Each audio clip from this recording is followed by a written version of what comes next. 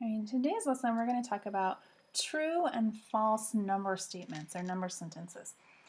Okay, we're going to first talk about a couple of vocabulary terms. Two of them you should kind of remember from before.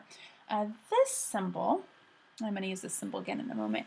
This symbol is less than because the less than part, the smaller part, is to the left, and we read left to right. So as we're reading, we'll read whatever number this is less than whatever number this is, because this less than comes first. That's a symbol you should already know. If the symbol goes this direction, this is read as greater than. This number is greater than this number because this is the smaller side. This is the greater side. So whatever number is here is greater than whatever number is here.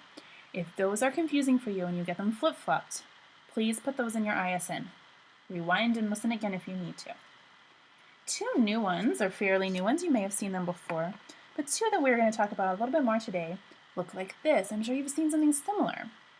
This, we're going to go left to right, and we're going to go top to bottom because there's a little bit more to this. So this number, whatever this number on this side is less than or equal. This is a part of an equal sign. Equal has two straight lines. This is equal down here. We don't want two of them, we just want one. This number is less than or equal to this number. This is one I do want you to put in your ISN. Draw a symbol, tell us what it means, kind of put it in words below.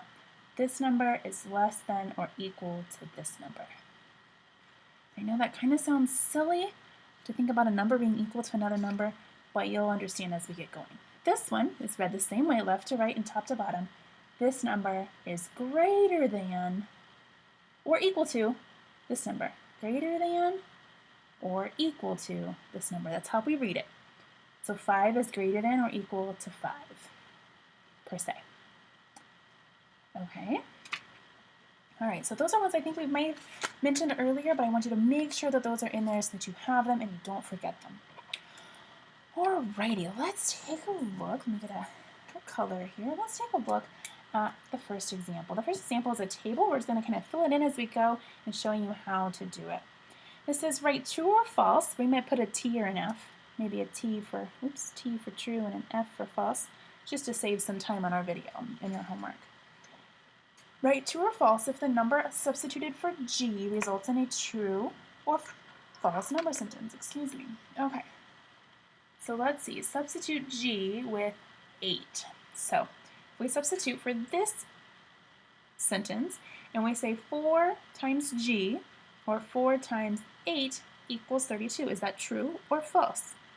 Well, I know that 4 times 8 is 32, so that is true. All right, I'm going to focus here a little bit. Maybe you can see a little better. Sorry about that. Try one more time. There we go. Okay, G equals 8. Substitute in 8 equals 8. Well, we know that's true. Okay, this is where it gets a little bit trickier. 3 times G, which is 8, 3 times G is greater than or it may be equal to 30. So let's see, 3 times 8 is 24. Is 24 greater than 30? No. Is it equal to 30? No. So this is false. That has two parts to it, two questions. Is it greater? No. Is it equal? No. So it's false. All right. G. Is 8 greater than 10? No. Is 8 equal to 10? No. It is false. Remember, this is dividing, so this is G divided by 2.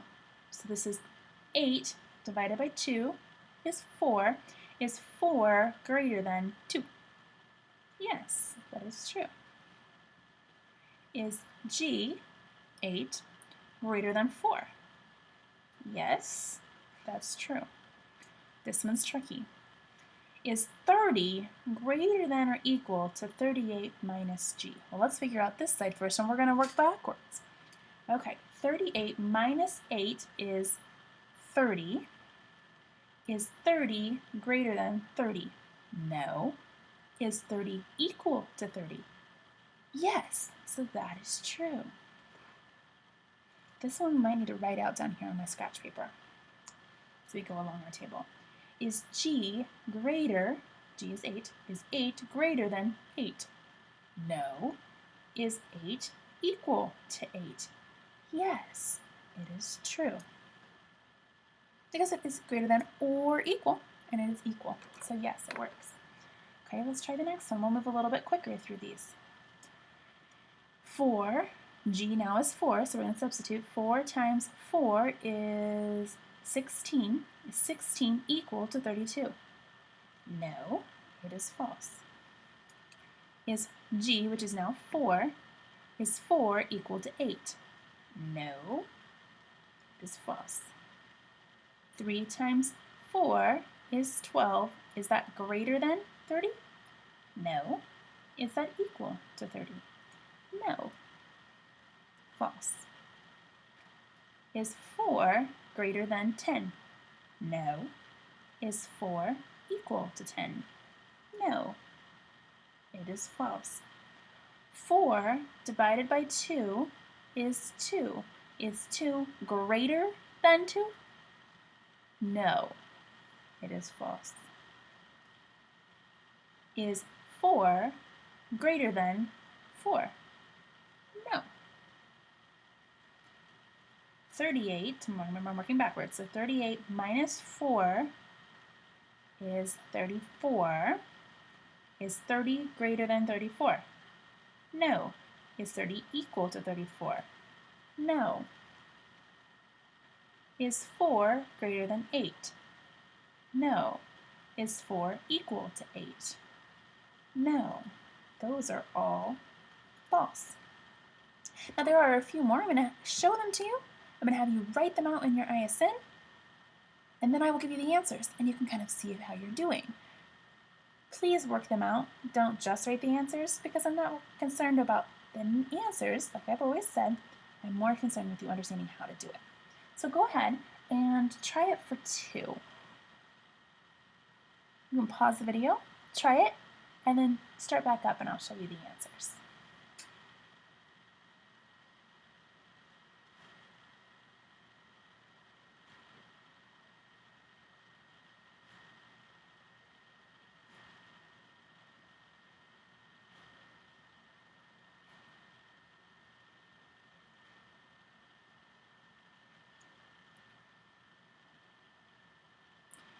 Try it for 0.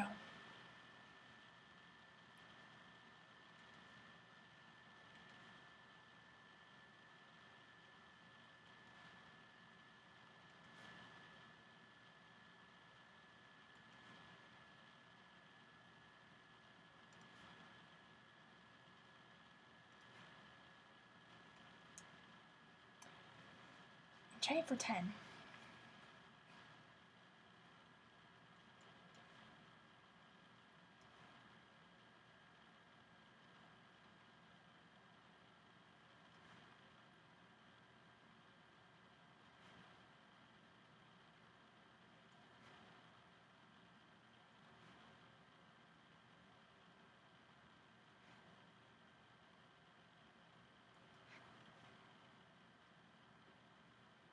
All right.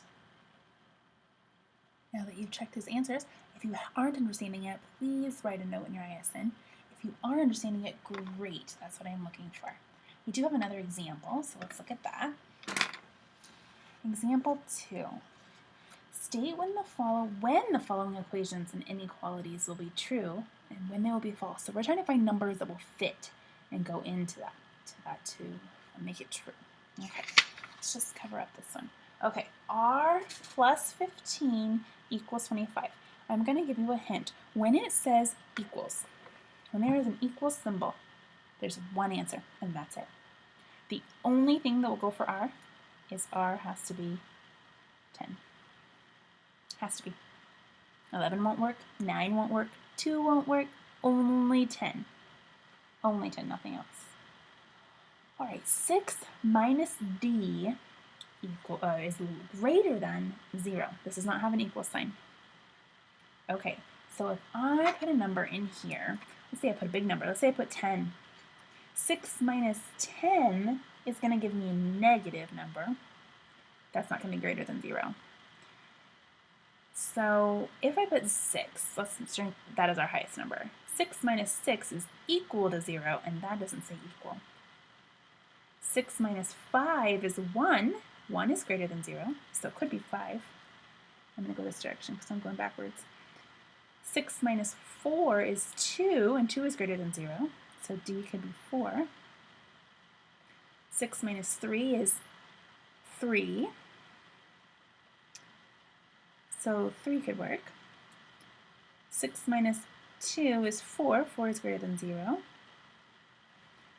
See how I'm putting the numbers in order? I'm going backwards because I started with 5. 6 minus 5 is 1, and 1 is greater than 0. Time out. 6 minus 1 is 5, and 5 is greater than 0. Is that what I just said? I'm so lost now. I'm sorry. 6 minus 6 is 0. 6 minus 0 is 6. That will work. 6 minus 0 is 6. 6 is, I think that's it. I don't think any negative numbers will work there. I don't think they will. Maybe they will. Any number less than 5. Yeah.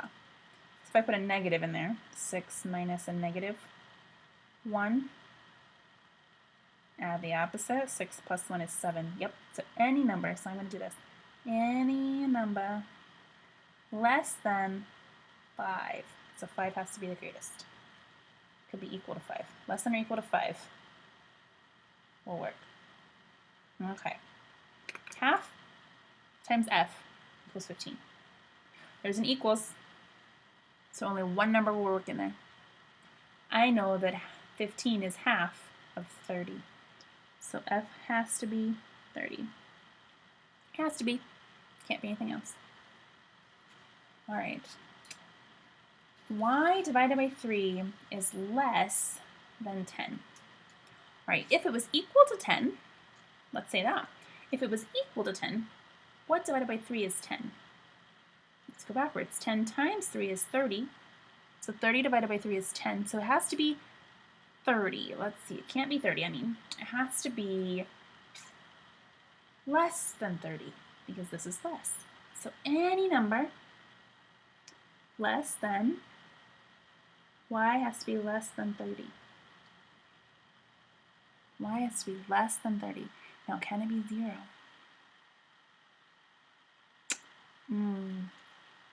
But not 0.